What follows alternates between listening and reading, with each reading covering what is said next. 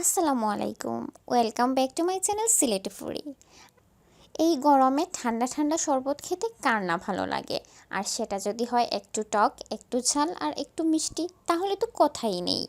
আজকে শেয়ার করব ঘরে থাকা উপকরণ দিয়েই তেঁতুলের শরবতের একটি রেসিপি। কিন্তু তার আগে যারা এখনও আমার চ্যানেলটিকে সাবস্ক্রাইব করেননি, এই ধরনের আরও নতুন নতুন রেসিপি পেতে প্লিজ আমার চ্যানেলটিকে সাবস্ক্রাইব করে পাশে আসা বেল আইকনটি প্রেস করে দিবেন পরবর্তী ভিডিওর নোটিফিকেশন সবার আগে পাওয়ার জন্য।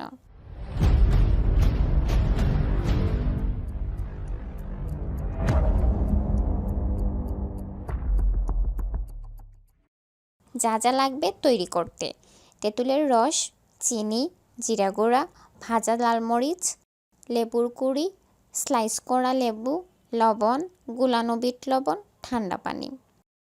প্রথমে একটা বাটির মাঝে পরিমাণ মতো ঠান্ডা পানি নিয়ে নিলাম। এরপর এর মাঝে ভিজিয়ে রাখা তেঁতুল দিয়ে দিলাম।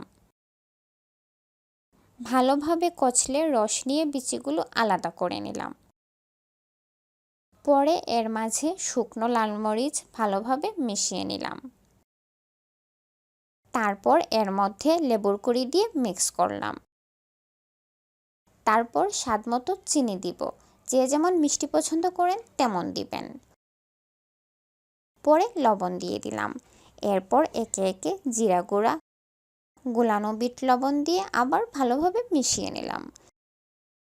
তারপর একটা গ্লাসে লেবুর স্লাইস নিয়ে ছাঁকনি দিয়ে ছেঁকে তেঁতুলের রস গ্লাসে ঢেলে নিলাম। ব্যাস, তৈরি হয়ে গেল মজাদার তেঁতুলের শরবত।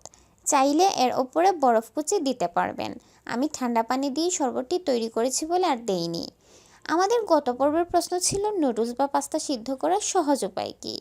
অভিজ্ঞ শেফদের মতে প্রথমেই নুডলস ঠান্ডা পানিতে রাখতে হবে, এরপর লবণ দিয়ে সিদ্ধ করতে হবে। সিদ্ধ করার সময় বাড়তি তাপ থেকে মুক্ত রাখার জন্য তার ঢাকনা খুলে রাখা ভালো। আমাদের পরবর্তী ভিডিওর প্রশ্ন হচ্ছে, পারফেক্ট ব্লেন্ডের চা পেতে চা পাতা এবং পানির অনুপাতটা কেমন হওয়া উচিত। আশা করি আজকের ভিডিওটি আপনাদের ভালো লেগেছে। ভালো লাগলে প্লিজ ফ্রেন্ডস ও ফ্যামিলির সঙ্গে শেয়ার করতে ভুলবেন না, আর ভিডিওতে অবশ্যই একটা লাইক দিয়ে দেবেন।